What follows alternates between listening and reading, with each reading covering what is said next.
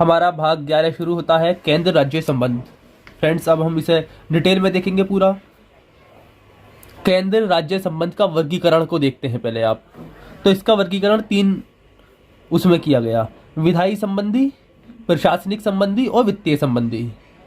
विधायी संबंधी आर्टिकल 245 से 255 तक, प्रशासनिक संबंधी 256 से 263 तक और वित्तीय संबंधी 264 से 293 तक। ओके फ्रेंड्स, अब हम इसे डिटेल में देख लेते हैं कि भारत की जो संघीय प्रणाली है वो कनाडा से ली गई है। कनाडा के समान ही भारत में भी संघ एवं राज्यों की जो शक्तियां हैं, राज्यों की शक्तियों का संविधान में स्पष्ट उल्लेख है।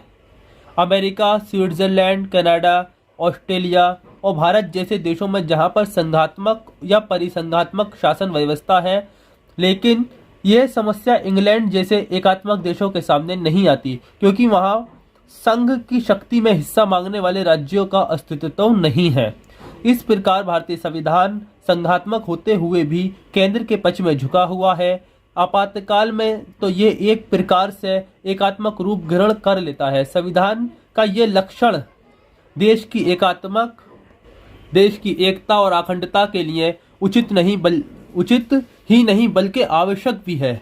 केंद्र व राज्यों के बीच 4 प्रकार की शक्तियों का बंटवारा हो सकता है: विधायी शक्ति, प्रशासनिक शक्ति, न्यायिक शक्ति और वित्तीय शक्ति। लेकिन न्यायिक शक्ति का विभाजन से अलग रखा गया है, मतलब न्यायिक शक्ति का विभाजन नहीं हो सकता, क्योंकि भारत में न्यायिक शक्ति जो है पूरे भारत की एक है, क्योंकि भारत में न्यायिक प्रणाली एक है। कहीं ना तो इसका केंद्र तथा राज्यों के बीच बंटवारा हो सकता है, कुछ भी नहीं हो सकता, पूरे भारत के लिए एक है। ओके, अब हम सबसे पहले विधायी शक्ति के संबंध में देखते हैं। विधायी संबंध में ये आर्टिकल 245 से 255 तक है। अनुच्छेद 249, 250, 252, 253 के अंतर्गत विभिन्न परिस्थितियों में संसद को राज्य सूची के विषय पर विधायी अधिकार प्रदान किए गए हैं। अब विधायी शक्तियों को भी 2 भागों में बांट सकते हैं हम, राज्य क्षेत्र के आधार पर और विषयों के आधार पर। अनुच्छेद 245 टेरिटोरी यानी कि केंद्र शासित, और विषयों के आधार पर 246 मैटर्स। आर्टिकल 245 को देखते हैं। संसद द्वारा और राज्यों के विधानमंडलों के द्वारा बनाई गई विधियों का विस्तार। संघ और राज्यों के मध्य विधायी शक्तियों का विभाजन राज्य क्षेत्र के आधार पर करता है। इसमें यह बताया गया है कि संसद संपूर्ण भारतीय राज्य क्षेत्र या उसके किसी भी भाग के लिए विधि बना सकती है तथा किसी राज्य का विधानमंडल अपने संपूर्ण राज्य क्षेत्र या उसके किसी भाग के लिए विधि का निर्माण कर सकता है। इस प्रकार बनाई गई विधियां न केवल पूरे भारत में बल्कि विश्व के किसी भी भाग में रहने वाले भारतीय नागरिकों पर लागू होती है। लेकिन राज्यों के विधानमंडलों के द्वारा बनाई गई विधियों का राज्य क्षेत्रातीत परिवर्तन नहीं होता। क्षेत्रीय समीपे का सिद्धांत इसका एक अपवाद है। ओके, आर्टिकल 45 हो चुका है। आर्टिकल 46 को देखते हैं। संसद द्वारा और राज्यों के विधानमंडलों द्वारा बनाई गई विधियों की विषय वस्तु क्या होनी चाहिए।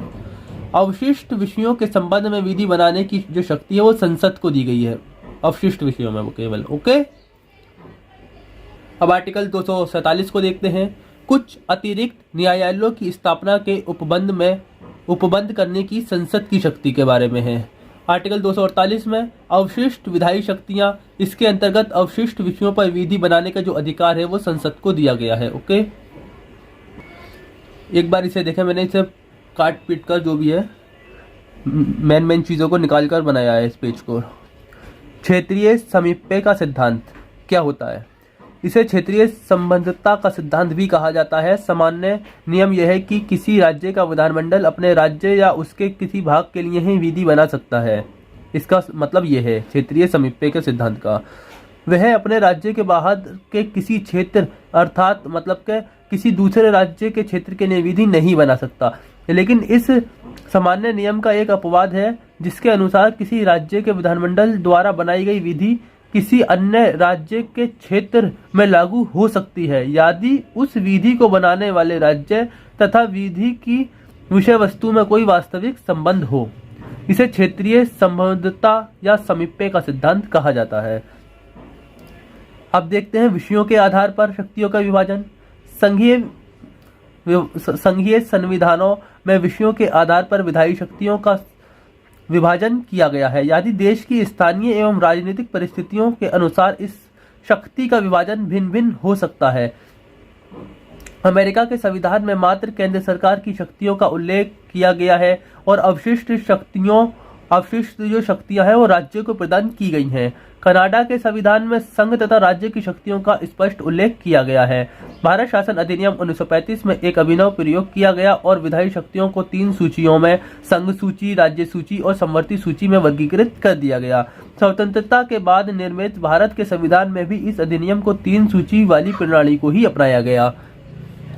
भारतीय संविधान की अनुसूची 7 के अंतर्गत विधायी विषयों को 3 सूचियों में संघ सूची, राज्य सूची तथा समवर्ती सूची में विभाजित कर दिया गया। अब अवशिष्ट विषय क्या ये होते हैं ये देख लेते हैं। जैसे कि आर्टिकल 246 में मैं पहले भी बता चुका हूँ, संघ को प्रदान किए गए हैं। ये अवशिष्ट विषय जो है वो संघ को प्रदान किए गए हैं। अनुच्छेद 246 संसद और राज्य विधानमंडल को इन विषयों पर विधायी अधिकार प्रदान करता है। इसके अनुसार संघ सूची में वर्णित विषय पर कानून बनाने का जो अधिकार है वो संघ यानी कि संसद को है तथा राज्यों की सूची में वर्णित विषय पर विधि बनाने का अधिकार राज्य विधानमंडल को है। अब समवर्ती सूची को देखते हैं। इसमें समवर्ती सूची में वर्णित विषयों पर संसद तथा राज्य विधानमंडल दोनों ही कानून बना सकते हैं। आर्टिकल 248 के अंतर्गत अवशिष्ट शक्तियों पर विधि बनाने का अधिकार बस किसे है? संसद को है। अवशिष्ट विषय में देखते हैं ऐसे विषय जो संघ, राज्य एवं समवर्ती सूची में नहीं दिए गए हैं। इन विषयों पर विधि बनाने का अधिकार संसद को दिया गया है। अब संघ सूची देखते हैं, यूनियन लिस्ट। अनुसूची 7 की सूची 1 को संघ सूची कहा जाता है। इसमें सामान्यकृत राष्ट्रीय महत्व के विषयों को रखा गया है। इस सूची में मूलतः कुल 97 विषय हैं। वर्तमान में इस सूची में गणना की दृष्टि से 100 विषय हैं। 88वें संविधान संशोधन अधिनियम 2003 द्वारा इस सूची में निम्न 3 विषयों को सम्मिलित किया गया। पहले कितने थे? 97, अब कितने हैं? 100। तो 2003 में 3 विषयों को इसमें ऐड किया गया, तब 100 हो गए। अब 3 विषय देख लेते हैं। अंतर्राज्यीय व्यापार के दौरान समाचार पत्रों से भिन्न माल के क्रय या विक्रय पर कर। अंतर्राज्यीय व्यापार के दौरान माल के प्रेषण पर कर, सेवाओं पर कर। इन विषयों पर विधि बनाने का अधिकार केवल संसद को प्रदान किया गया है। ओके, अब राज्य सूची को देख लेते हैं, स्टेटिस्ट को। 7वीं अनुसूची की सूची 2 को राज्य सूची कहा जाता है। स्थानीय महत्व या प्रादेशिक महत्व के विषयों को इस सूची में रखा गया है। इस सूची में मूल रूप से कुल 66 प्रविष्टियां थीं, लेकिन 7वें संविधान संशोधन द्वारा प्रविष्टि 36 तथा 42वें संविधान संशोधन द्वारा प्रविष्टि 11, 19, 20 व 29 को हटा दिया गया। वर्तमान की गणना की दृष्टि से इस सूची में कुल 61 विषय हैं। यद्यपि अंतिम प्रविष्टि की संख्या कितनी है? 66। अब आप देखें, प्रविष्टि 36, 1, 2, 3, 4, 5। अब कितनी है टोटल? 61 और 5 हटा दी गई थी पहले, तो 61 और 5 कितने होंगे? टोटल 66 है। ओके, अब ये मैंने यहाँ पर संघ सूची, राज्य सूची और समवर्ती सूची की पूरी लिस्ट ऐड की हुई है। आप चाहें तो एक बार इसका स्क्रीनशॉट ले सकते हैं। ओके, अब हम आर्टिकल 249 को देखते हैं। राज्य सूची के विषय में 1 वर्ष के लिए कानून बनाने का जो अधिकार है वो राज्यसभा संसद को देती है। अब समवर्ती सूची के विषय में देखते हैं पूरी तरीके से। सर्वोच्च न्यायालय ने विभिन्न विधियों में विरोध होने पर निर्णय देने के लिए 2 सिद्धांत निश्चित किए, अधिकृत क्षेत्र का सिद्धांत और पृथक्करण का सिद्धांत। अब इसमें देखते हैं कि अधिकृत क्षेत्र का सिद्धांत क्या कहता है। इससे तात्पर्य यह है कि अगर संसद तथा राज्य की विधियों में कोई विरोध नहीं है, लेकिन संसद का विधि निर्माण के पीछे ये आशय है कि उस विषय से संबंधित संपूर्ण क्षेत्र उसी की विधि के अधीन रहना चाहिए, तो बिना वास्तविक विरोध के भी राज्य के विधि शून्य होगी। बिना वास्तविक विरोध के भी राज्य का जो कानून होगा वो शून्य होगा। यह सिद्धांत केवल समवर्ती सूची से जुड़ी विधियों पर लागू होता है। पृथक्करण का सिद्धांत को देखते हैं।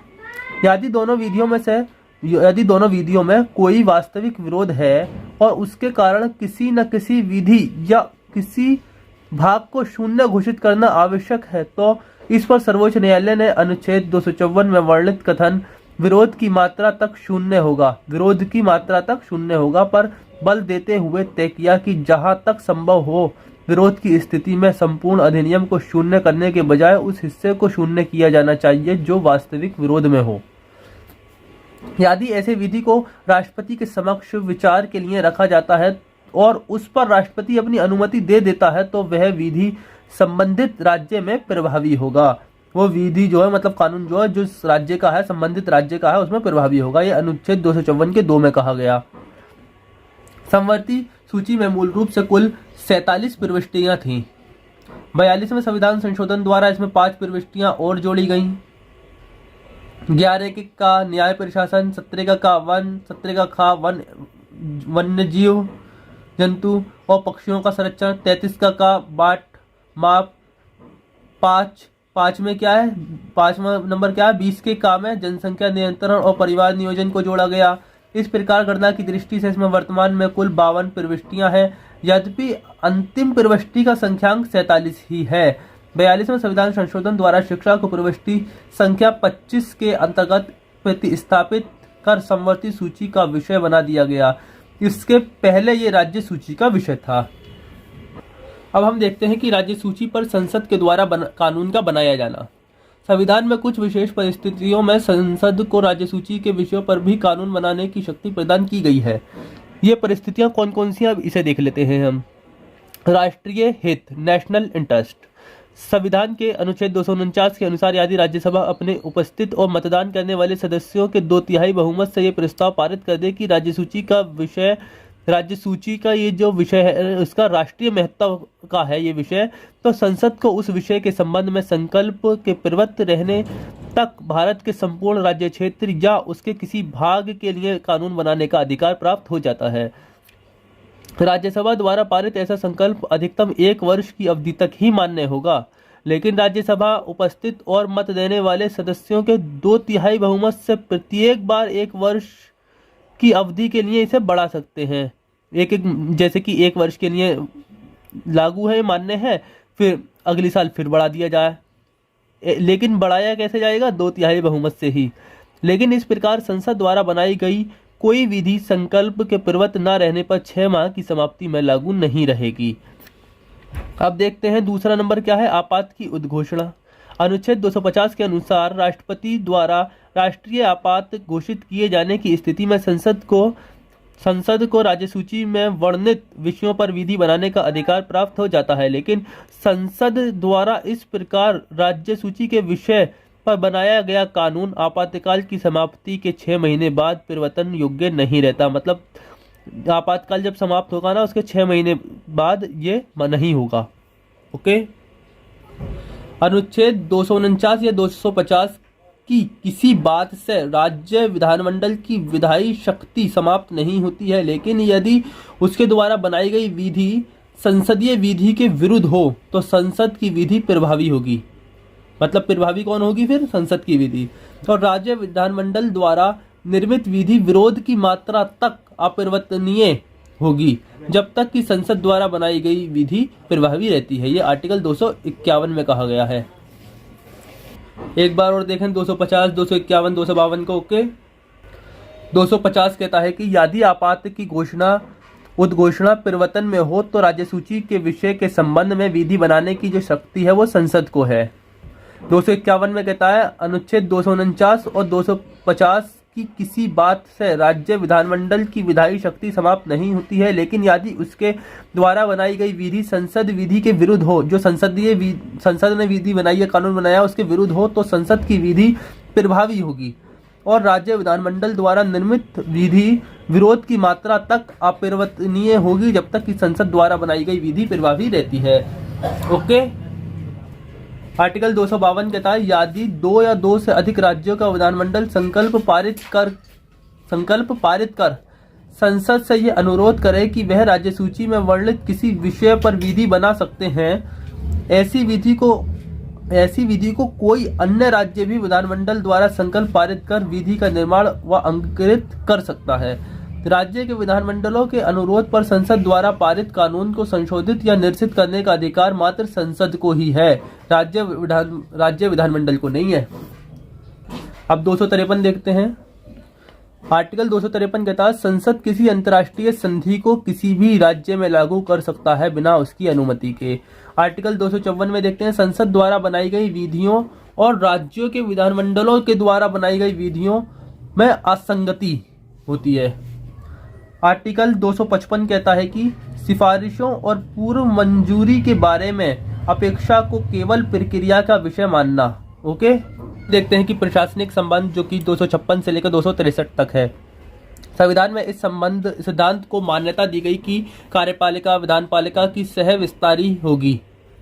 मतलब जिस विषय पर संसद कानून बना सकती है उस विषय पर केंद्रीय कार्यपालिका का नियंत्रण होगा, और जिस पर राज्य का विधानमंडल कानून बना सकता है उस पर राज्य की कार्यपालिका का नियंत्रण होगा। समवर्ती सूची के विषयों के संबंध में कार्यपालिका के अधिकार साधारणतः राज्यों में निहित है।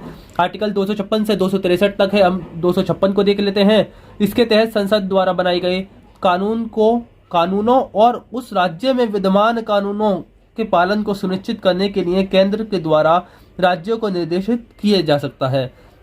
ओके, आर्टिकल 257 को देखते हैं। प्रत्येक राज्य की कार्यपालिका की शक्ति का प्रयोग इस प्रकार से किया जाएगा कि वह केंद्र की कार्यकारी शक्ति के प्रयोग में किसी प्रकार की बाधा उत्पन्न न करे और केंद्र को इस प्रयोजन हेतु राज्यों को आवश्यक निर्देश देने के लिए अधिकार होगा।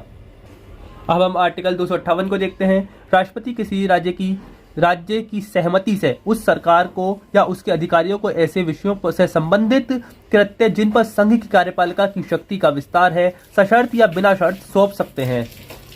258 के काम में कहा गया है कि इसके अनुसार किसी राज्य का राज्यपाल भारत सरकार को ऐसे किसी विषय से संबंधित कृत्य जिन पर उस राज्य का कार्यपालिका शक्ति का विस्तार है वो सौंप सकेगा। संघ सरकार द्वारा राज्य सरकारों को अपने प्रशासनिक कृत्य सौंपे जाने पर इन कृत्यों को संपन्न कराने में जो खर्च होगा वो उस खर्च का वहन केंद्र सरकार करेगी। 259 में देखते हैं कि पहली अनुसूची के भाग ख के राज्यों में सशस्त्र बल को निरस्त कर दिया गया। ओके। आर्टिकल 260 कहता है कि भारत के बाहर के राज्य क्षेत्रों के संबंध में संघ की अधिकारिता। आर्टिकल 261 के बारे में देखते हैं। अब पूरा विश्वास और पूरी मान्यता खंड अनुच्छेद 261 के अंतर्गत ये कहा गया कि संघ और प्रत्येक राज्य की सार्वजनिक क्रियाओं यानी कि पब्लिक एक्ट अभिलेखों रिकॉर्ड्स न्यायिक कार्यवाहियों को समस्त भारतीय क्षेत्र में पूरे विश्वास और पूरी मान्यता प्रदान की जाएगी तथा भारतीय क्षेत्र राज्य क्षेत्र के किसी भाग में किसी सिविल न्यायालय द्वारा दिए गए निर्णय आदेश और उस राज्य क्षेत्र के भीतर सभी स्थानों पर निष्पादित किए जाएंगे यानी एक्सिक्यूट किए जाएंगे। ओके। जल संबंधी विवादों का न्याय निर्माण अनुच्छेद 262 में इसके तहत संसद जो है विधि जो संसद में बनाया गया कानून है जो संसद विधि कहलाता है, इसके द्वारा विभिन्न राज्यों के मध्य नदियों घाटियों या जलाशयों आदि के जल का प्रयोग वितरण तथा नियंत्रण संबंधी विवादों का जो न्यायीकरण होगा जो न्याय होगा वो न्याय निर्णय के लिए प्रावधान कर सकती है। संसद मतलब एक ट्रिब्यूनल बना सकती है। संसद ऐसे किसी विवाद के संबंध में उच्चतम न्यायालय की अधिकारिता को निषिद्ध कर सकती है। संसद ऐसे किसी विवाद के संबंध में जो मैंने विवाद बताए जैसे कि जल का प्रयोग वितरण नियंत्रण नदी घाटियों वगैरह के उसमें उच्च न्यायालय यानी कि सुप्रीम कोर्ट की अधिकारिता को निषिद्ध भी कर सकती है। जैसे कि यहाँ पर आर्टिकल 262 में साफ साफ लिखा हुआ है नदियां राज्य सूची का विषय है, अतः दो राज्यों के बीच उत्पन्न नदी विवाद को सुलझाने के लिए रिटायर्ड जजों का एक समूह बनाया जाता है जिसे न्यायाधिकरण या ट्रिब्यूनल कहा जाता है। ओके।